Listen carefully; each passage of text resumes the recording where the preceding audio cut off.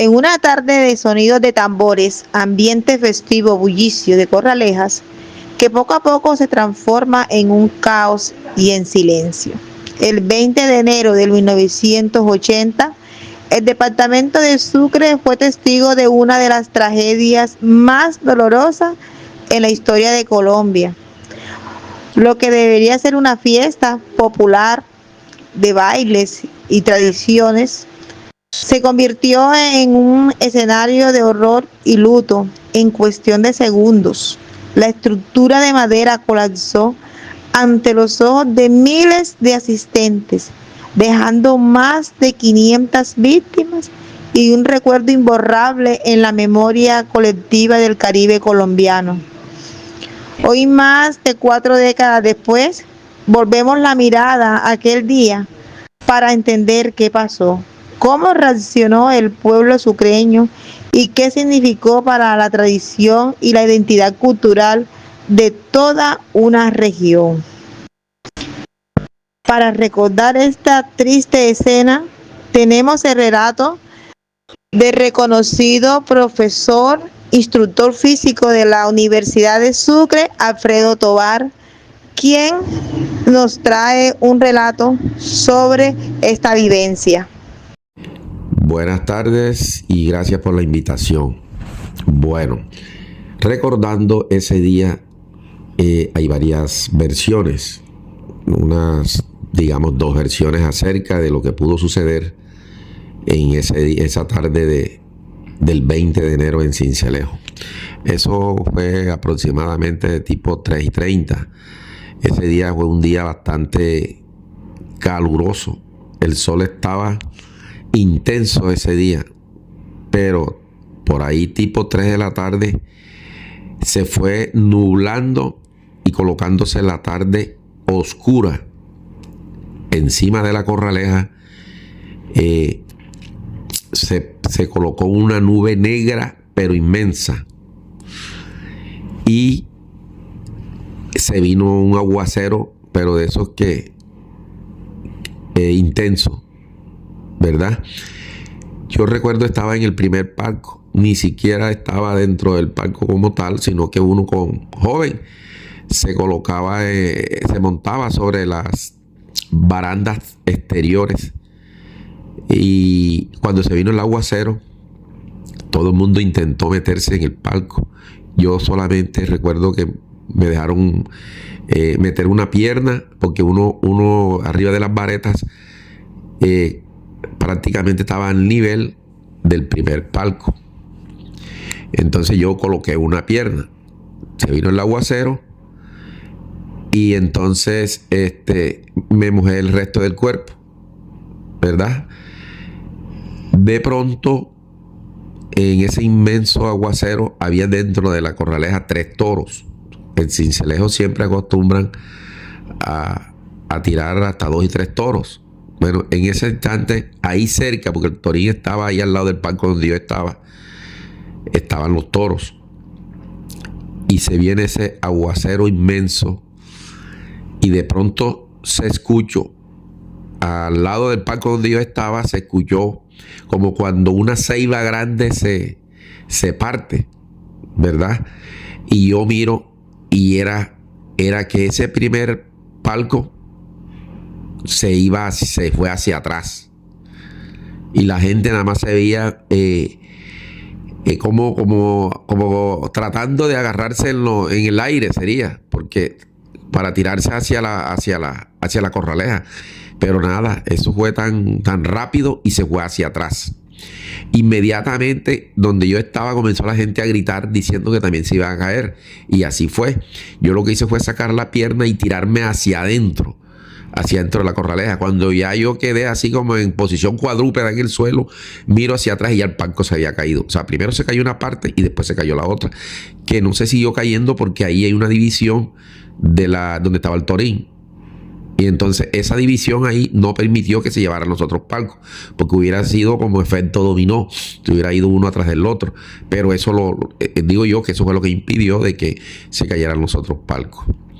Hay muchas versiones acerca de que por qué. O sea, una mitológica donde dicen que ese día era de de Arturo Cumplido, que él siempre pagaba una manda dándole los toros ese día. Ese día era intocable para Arturo Cumplido, ¿verdad?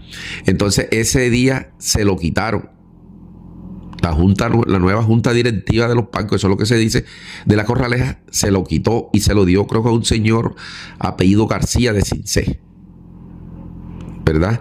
Entonces, pero también se dice que paralelo a eso, en el mismo instante, en la finca de Arturo Cumplido, él también armó una corraleja pequeña y mató vaca y todo, les brindó comida, le brindó todo para que la gente se fuera para allá. Y se llevaron también música, bandas tradicionales. Y dicen que mientras él estaba allá brindando la fiesta, le echaron el ejército. Entonces, mientras el ejército le estaba tumbando eso allá en la finca de él, acá se estaban cayendo. Esa es la parte mitológica que hay, que dicen que ese día era el el 20 de enero, es el de la fiesta del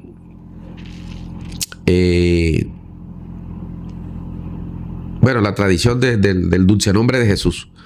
Bueno, y la otra es que esa vez, como nunca, pasaron maquinaria y lo que hicieron fue de ese lado, de donde se cayeron los palcos, lo que hicieron fue abonar. O sea, emparejaron el terreno, pero de ese lado, como era del lado abajo, lo que hicieron fue colocar relleno, pero como que no pisaron eso, no le colocaron maquinaria para pisar ese terreno y que el terreno se colocara duro, ¿no? Entonces el agua, como ese aguacero fue muy inmenso, se llevó ese relleno y quedaron los postes o las varetas esas que enterraron, y yo creo que tenía por ahí 80 centímetros de profundidad. Todo eso se lo llevó el agua y por eso quedaron en la intemperie, quedaron afuera, y por eso se cayeron. Pero eso fue un día, le digo que nunca he visto. Yo no he vuelto a ver eso más en mi vida. Primera vez donde hacían pilas, como dice uno, de muertos, de personas muertas, las cargaban y las tiraban ahí una sobre la otra y pasaba un camión a llevárselas. De ahí de Mochila está cerca el hospital regional, el que todavía existe, el hospital de Sincelejo. Afuera en los andenes colocaban cualquier cantidad de muertos y llegaba la gente, cuando uno veía la gente gritando para que cogiera cada quien el suyo. El número de fallecidos todavía es la hora que no se sabe. Dicen que 500, 1000, 700, 800 muertos. Que en Sincelejo ya se agotaron los ataúd y comenzaron de toda la costa a llevar ataúd a Sincelejo, y de igual forma hubo que enterrar a la gente en bolsas plásticas porque fueron muchos los muertos. Tanto es así que yo recuerdo con mi papá, nos paramos en una esquina antes de llegar al cementerio central a los 2 días, y yo recuerdo que alcanzamos a contar 96 cajas una detrás de la otra.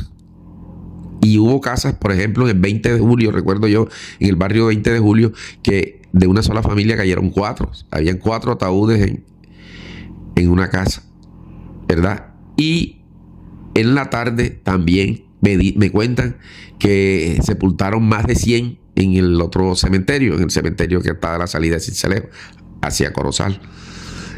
Y de igual forma en Corozal y en todos los municipios vecinos tuvieron que sepultar gente porque en Sincelejo no daba abasto. No alcanzaron a sepultar tanta gente en 2 días porque se estaban descomponiendo. Y repito, ahí en el hospital afuera, en los andenes, usted iba y encontraba los cadáveres ahí tirados, que gente todavía que ni siquiera los habían ido a reclamar. Entonces hubo que sepultarlos como NN en bolsa en diferentes cementerios. E incluso hubo gente que se llevaron, porque estaban muy mal heridos, se los llevaron para otros departamentos, otras ciudades, para clínicas, porque Sincelejo no dio abasto a eso. Eso fue inmenso, eso es algo que queda en la memoria de uno para siempre. Yo lo tengo como si fuera el primer día. En Sincelejo siempre llegaba 8 días antes, una semana antes, un parque de diversiones, lo que uno llamaba Ciudad de Hierro.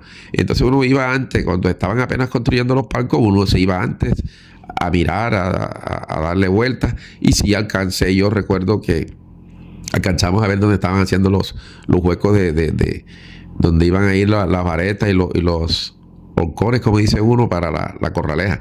Pero como nunca por primera vez en Sincelejo hicieron esa vez, incluyendo el primero, 4 palcos.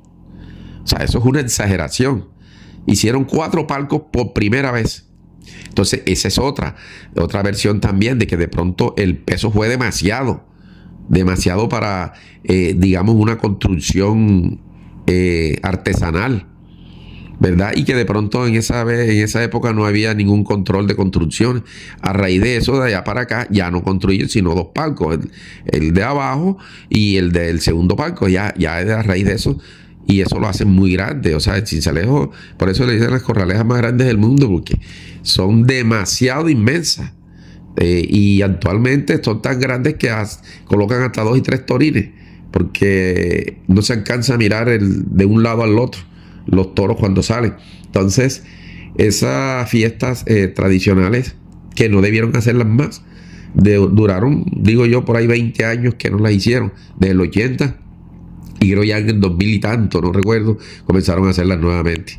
Pero eso para el que lo vivió, estoy seguro de que no desea de que le vuelvan a hacer, pero la gente se le olvida, y los que vivieron eso son de pronto los que tenemos las opiniones, pero ya hoy día la mayoría me imagino que no existe. No existe, entonces la gente lo vuelve a vivir con las fiestas tradicionales como si nada hubiera pasado. Pero más de 500, y casi se dice, porque hubo como 800,000 muertos. Y todavía hay gente que de pronto quedó hasta más de eso, que todavía vive, pero ya de pronto con edad avanzada. Yo recuerdo que estaba niño, yo cuando estaba como 12 años, 13 años, qué sé yo, pero recuerdo eso. Incluso la gente se tiró hacia la corraleja.